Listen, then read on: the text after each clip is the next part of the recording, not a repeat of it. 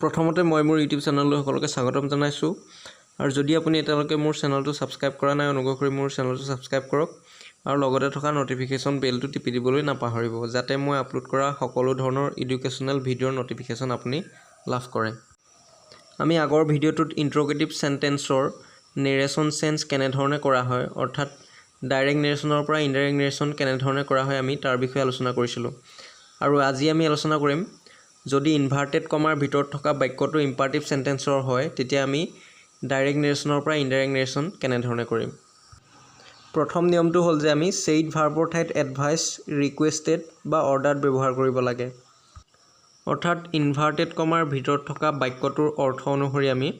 Said ভাৰ্বৰ ঠাইত advice requested বা order ব্যৱহাৰ কৰিম। যদি ঊৰ্ধ্বকমাৰ ভিতৰত থকা ইম্পাৰটিভ সেন্টেন্সটোৱে উপদেশ দিয়া বুজায় তেতিয়া আমি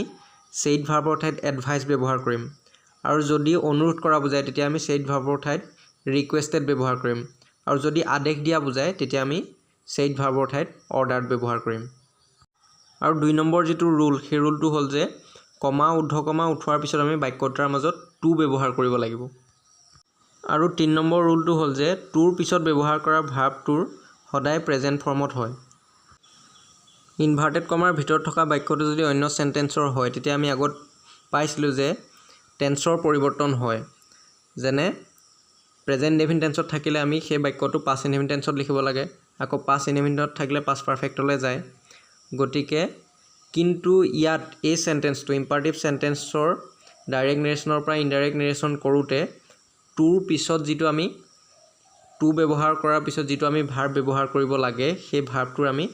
টেন্সৰ পৰিৱৰ্তন নহয় সেই ভাৰ্বটো আমি সদায় প্ৰেজেণ্ট ফৰ্মত ৰাখিব লাগিব। He said to me please give me your book for today. গতিকে ইয়াৰ ঊৰ্ধ্বকমাৰ ভিতৰত থকা বাক্যটো ইম্পাৰটিভ সেন্টেন্সত আছে। ইম্পাৰটিভ সেন্টেন্স মানে যিবিলাক বাক্যই আদেশ উপদেশ বা অনুৰোধ বুজায় সেই বাক্যবিলাককে আমি ইম্পাৰটিভ সেন্টেন্স বুলি কওঁ আৰু এই ঊৰ্ধ্বকমাৰ ভিতৰত থকা বাক্যটো ইম্পাৰটিভ সেন্টেন্সত আছে বুলি আমি কেনেধৰণে গম পাম যে বাক্যটোৰ আৰম্ভণিতে যদি প্লিজ থাকে তেতিয়া আমি সেইটো ইম্পাৰটিভ সেন্টেন্সত আছে বুলি ক'ব পাৰিম আৰু যদি বাক্যটোৰ আৰম্ভণিতে ভাৰ্বটো থাকে তেতিয়া আমি ক'ব পাৰিম যে সেই বাক্যটো ইম্পাৰটিভ সেন্টেন্সত আছে। সাধাৰণতে ইম্পাৰটিভ সেন্টেন্সত সাবজেক্টটো নাথাকে, সাবজেক্টটো উল্লেখ কৰা নহয়, প্ৰথমতে ভাৰ্বটো থাকে। গতিকে প্ৰথমতে আমি বাক্যটোৰ আৰম্ভণিতে প্ৰথমতে ভাৰ্বটো থাকিলে আমি গম পাম যে সেইটো ইম্পাৰটিভ সেন্টেন্সত আছে। তেতিয়া আমি ইম্পাৰটিভ সেন্টেন্সৰ যিটো ৰুল সেই ৰুলটো ব্যৱহাৰ কৰি আমি ডাইৰেক্ট নেৰেশ্যনৰ পৰা ইনডাইৰেক্ট নেৰেশ্যন কৰিব লাগিব। গতিকে আমি এই বাক্যটো ডাইৰেক্টৰ পৰা ইনডাইৰেক্ট নেৰেশ্যনলৈ নিওঁতে সেইডটো ভাৰ্বৰ ঠাইত আমি ৰিকুৱেষ্টেড এডভাইচ বা অৰ্ডাৰ ব্যৱহাৰ কৰিব পাৰোঁ। গতিকে আমি ঊৰ্ধ্বকমাৰ ভিতৰত থকা বাক্যটোৰ অৰ্থটো চাব লাগিব। গতিকে ইয়াত প্লিজ আছে, প্লিজ মানে এইটো অনুগ্ৰহ কৰা বুজাইছে, গতিকে অনুগ্ৰহ কৰা বা অনুৰোধ কৰা বুজালে তেতিয়া আমি ৰিকুৱেষ্টেড ব্যৱহাৰ কৰিব লাগে। গতিকে সেইডটো ঠাইত আমাৰ ৰিকুৱেষ্টেড হ'ব। গতিকে হি ৰিকুৱেষ্টেড মি আৰু ইয়াৰ পিছতে আমি কি কৰিব লাগিব কমা ঊৰ্ধ্বকমা উঠাই পেলাই আমি টু ব্যৱহাৰ কৰিব লাগিব। গতিকে মিৰ পিছত টু আহিছে, হি ৰিকুৱেষ্টেড মি টু। তাৰপিছত ইয়াত যদি প্লিজ থাকে তেতিয়া প্লিজটো আমি উঠাই দিব লাগিব কাৰণ আমি এইফালে ৰিকুৱেষ্টেড ব্যৱহাৰ কৰিছোঁহে, গতিকে আকৌ প্লিজটো নালাগে। গতিকে প্লিজটো ইনডাইৰেক্ট নেৰেশ্যনলৈ নিওঁতে প্লিজটো উঠি যাব। গতিকে হি ৰিকুৱেষ্টেড মি টু তাৰপিছতে আমি টুৰ পিছতে ভাৰ্বটো ব্যৱহাৰ কৰিব লাগে আৰু চাব লাগিব যে আমি ভাৰ্বটো সদায় প্ৰেজেণ্ট ফৰ্মত ৰাখিব লাগে। এইটো গিভটো আকৌ পাষ্টলৈ লৈ গ'লে ভুল হ'ব। হি ৰিকুৱেষ্টেড মি টু গিভ, গতিকে ইয়াৰ পিছত আছে মি, গতিকে মিটো ডাইৰেক্টৰ পৰা ইনডাইৰেক্টলৈ নিওঁতে হিম হাৰ বা মিটো মিয়ে থাকিব পাৰে। গতিকে মিটো তিনিটালৈ যাব পাৰে, হিম হাৰ বা মি। গতিকে ক'লৈ যাব আমি ছাবজেক্টটো চাব লাগিব, ঊৰ্ধ্বকমাৰ বাহিৰত থকা বাক্যটোৰ ছাবজেক্টটো চাব লাগিব। যদি ঊৰ্ধ্বকমাৰ বাহিৰত থকা বাক্যটোৰ ছাবজেক্টটো হি হয় তেতিয়া মিটো হিমলৈ যাব আৰু যদি ঊৰ্ধ্বকমাৰ বাহিৰত থকা বাক্যটোৰ ছাবজেক্টটো আই হয় তেতিয়া মিটো মিয়ে থাকিব আৰু যদি ঊৰ্ধ্বকমাৰ বাহিৰত থকা বাক্যটোৰ ছাবজেক্টটো চি হয় তেতিয়া মিটো হাৰলৈ যাব। গতিকে ইয়াত ঊৰ্ধ্বকমাৰ বাহিৰত থকা বাক্যটোৰ ছাবজেক্টটো হি আছে, গতিকে মিৰ সলনি হিম হ'ব, গতিকে মিটো হিমলৈ যাব। গতিকে he requested me to give him. ইয়াৰ পিছত আছে ইয়ৰ, গতিকে ইয়ৰটো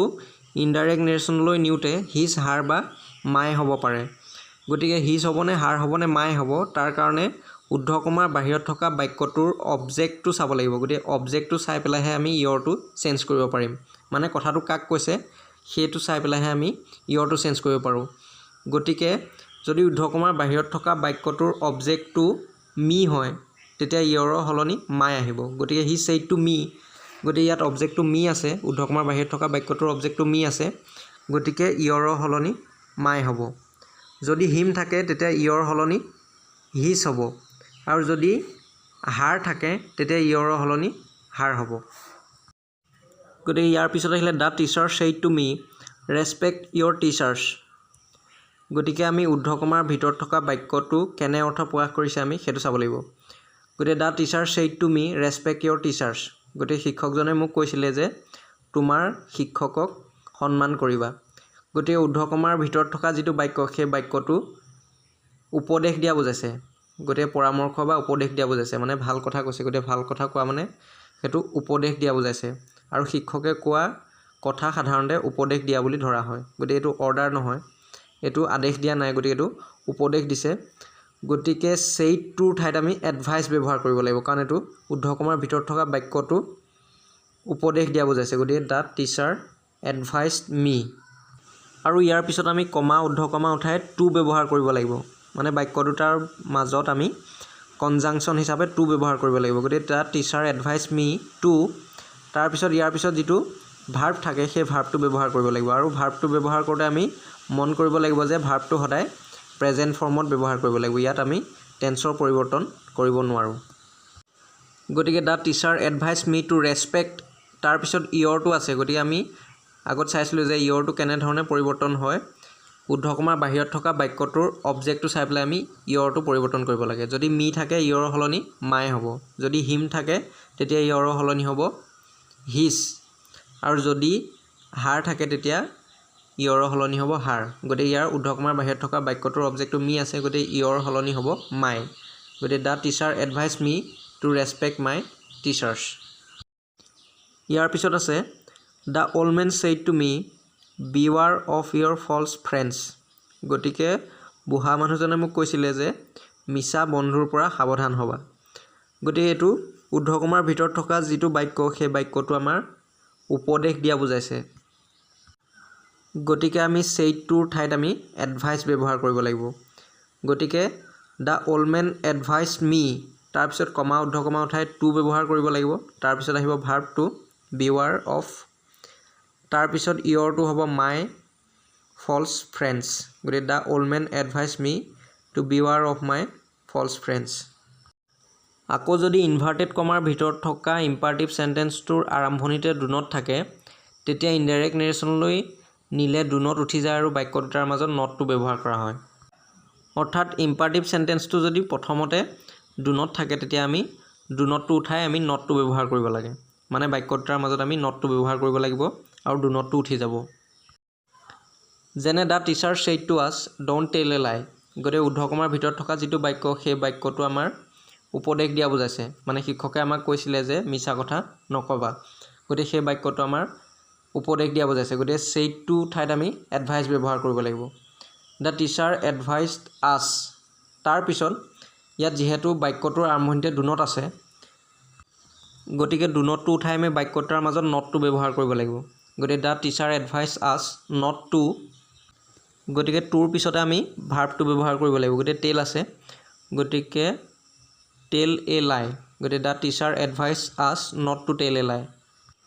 আৰু ইয়াৰ পিছতো ঠিক একেধৰণে হ'ব the old men said to me don't laugh at এনি ওৱান গতিকে বুঢ়া মানুহজনে মোক কৈছিলে যে ডণ্ট লাফ এট এনি ওৱান লাফ এট মানে হ'ল ঠাট্টা কৰা গতিকে অন্যক কেতিয়াও ঠাট্টা নকৰিবা কাকো ঠাট্টা নকৰিবা গতিকে এই বাক্যটো উপদেশ দিয়া বুজাইছে মানে ঊৰ্ধ্বকমাৰ ভিতৰত থকা বাক্যটো উপদেশ দিয়া বুজাইছে গতিকে আমি ছেইড টুৰ ঠাইত আমি এডভাইচ ব্যৱহাৰ কৰিব লাগিব গতিকে the old men advised me